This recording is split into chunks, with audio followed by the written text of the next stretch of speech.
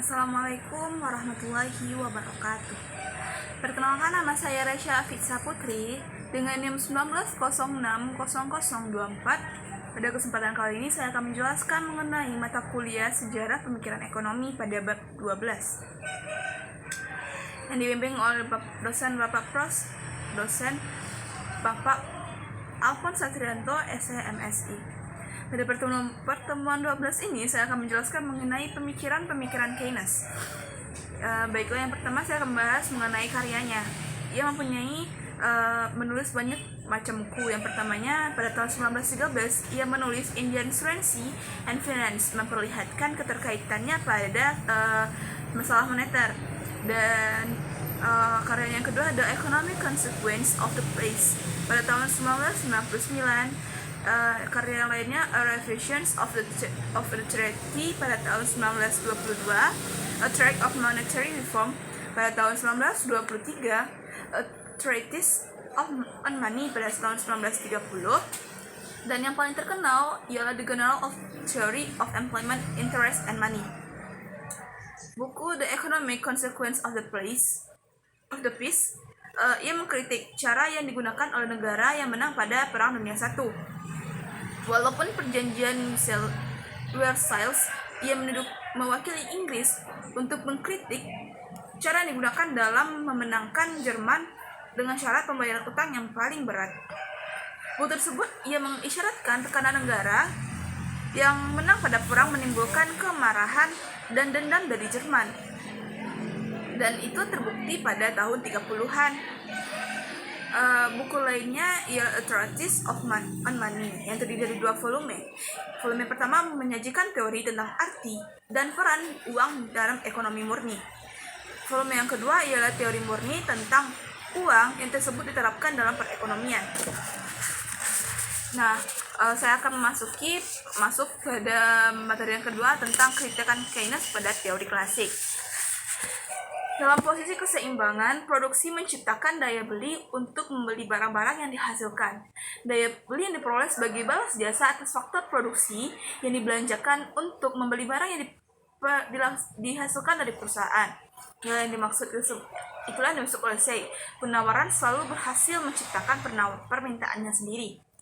Posisi keseimbangan tidak terjadi kelebihan maupun kekurangan dalam permintaan.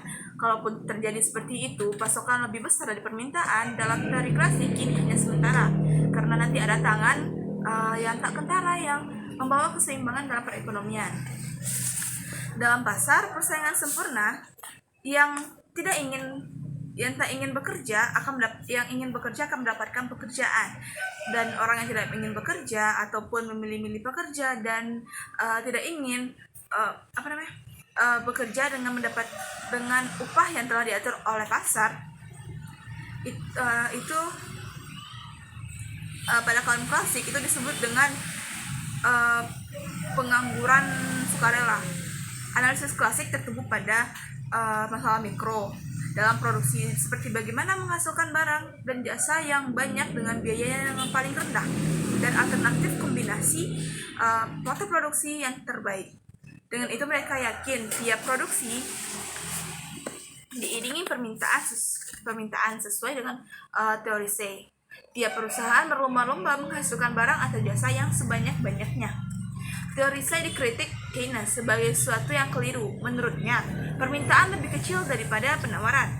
Sebagian pendapatan akan ditabung dan tidak semua akan dikonsumsi. Permintaan efektif biasanya lebih kecil dari total produksi. Bisa dieliminir dengan menggunakan harga dan dengan menurunkan harga, maka pendapatan akan turun sehingga permintaan lebih kecil daripada penawaran. Konsumsi lebih kecil dari pendapatan, tidak semua produksi diserap masyarakat. Inilah yang terjadi pada tahun 30-an. Produksi tak terkendali dan produksi daya beli yang terbatas, banyak stok yang menumpuk. Perusahaan terpaksa mengurangi produksi dan melakukan rasionalisasi, yaitu mengurangi permintaan dengan mengurangi jumlah tenaga kerja. Menurut Keynes, pandangan klasik bahwa produksi selalu menciptakan penawarannya sendiri hanya berlaku untuk perekonomian tertutup, tersedia di sektor rumah tangga dan pengusaha saja. Pendapatan langsung dikonsumsi tanpa ditabung. Keadaan ini permintaan selalu sama dengan penawaran agregat, tapi dalam perekonomian yang lebih maju di mana masyarakat sudah mengenal tabungan, maka sebagian pendapatan mengalami kebocoran dalam bentuk tabungan. Arus pengeluaran tidak sama dengan pendapatan, sehingga permintaan agregat lebih kecil dari penawaran agregat. Pendapat di atas mula-mula dibantah oleh pendukung klasik. Tabungan dihimpun oleh lembaga keuangan yang disalurkan pada investor. Menurut keyakinan pendukung klasik, pasar mengatur sedemikian rupa sehingga tabungan sama dengan jumlah investasi. Pendapat klasik, tabungan selalu sama dengan investasi di atas, dibantah oleh Keynes. Karena menurutnya motif orang menabung tidak sama dengan motif pengusaha untuk menginvestasi. Pengusaha didorong oleh keinginan untuk mendapatkan laba sebesar-besarnya.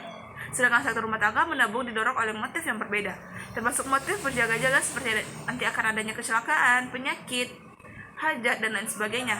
Perbedaan ini menyebabkan tabungan tidak sama dengan jumlah tabungan tidak sama dengan jumlah investasi. Keynes mengamati investasi lebih kecil daripada jumlah tabungan. Dia menyimpulkan permintaan agregat lebih kecil dari penawaran agregat. Kekurangan ini tidak bisa diantisipasi yang akan menyebabkan terjadinya ketidakseimbangan perekonomian. Sebagian produksi tidak diserap oleh masyarakat, stok akan meningkat, dan periode berikutnya harus dibatasi. Inti dari pendapat Keynes di atas, perekonomian berjalan menurut mekanisme pasar biasanya mencapai keseimbangan pada titik di bawah full employment. Kritik Keynes yang lain, tidak ada mekanisme penyesuaian otomatis yang menjamin perekonomian akan mencapai keseimbangan pada tingkat penggunaan kerja penuh. Kaum klasik percaya posisi keseimbangan semua sumber daya, termasuk tenaga kerja atau labor, dimanfaatkan secara penuh. Kalau tidak terjadi pengangguran, pemerintah tidak perlu melakukan tindakan atau kebijaksanaan apapun. Pandangan laissez-faire klasik membiarkan keadaan itu. Nanti ada orang yang bekerja akan bersedia bekerja dengan tingkat upah yang rendah, mendorong pengusaha mempekerjakan lebih banyak labor sehingga semua yang mau bekerja akan mendapatkan pekerjaan. Pendapat di atas tidak diterima oleh Keynes. Dalam kenyataannya, pasar tenaga kerja tidak bekerja sesuai dengan pandangan klasik di atas. Karena pekerja mempunyai serikat pekerja yang berusaha memperjuangkan kepentingan buruh dari penurunan tingkat upah. Keynes menganalisis kaum klasik yang didasarkan pada pengendalian yang keliru dengan kenyataan hidup sehari-hari. Kalaupun upah bisa diturunkan, tingkat pendapatan akan turun, menyebabkan turunnya daya beli masyarakat. Lalu konsumsi berkurang dan mendorong turunnya harga.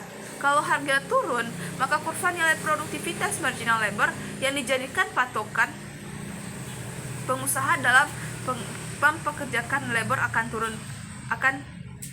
Kalau permintaan harga tidak begitu besar, maka kurva permintaan turun sedikit. Jika harga turun drastis, maka kurva produktivitas marginal turun drastis pula. Labor yang tertampung semakin kecil dan pengangguran semakin luas. Nah, materi selanjutnya, peran pemerintah dalam perekonomian. Depresi ekonomi awal 30-an, Keynes menyarankan agar perekonomian tidak diserahkan begitu saja pada mekanisme pasar. Batas tertentu pemerintah justru diperlukan. Seperti kalau terjadi pengangguran, pemerintah bisa membesarkan pengeluaran untuk proyek padat karya. Para penganggur bisa bekerja dan meningkatkan pendapatannya. Keynes sebetulnya percaya tentang yang dikemukakan oleh kaum klasik, tetapi ia menilai jalan menuju keseimbangan dan full employment sangat panjang. Kalau ditunggu mekanisme pasar yang membawa perekonomian kembali pada posisi keseimbangan, dibutuhkan waktu yang sangat lama. Satu-satunya cara yang membawa pada ekonomi ke arah yang diinginkan seandainya ialah dari posisi keseimbangan. Uraian Keynes lebih lanjut lewat investasi dan campur tangan dari pemerintah. Baiklah, segitu pemaparan materi pada pertemuan 12 ini. Apabila ada kesalahan dimaafkan. Wabillahi taufik wal hidayah. Wassalamualaikum warahmatullahi wabarakatuh.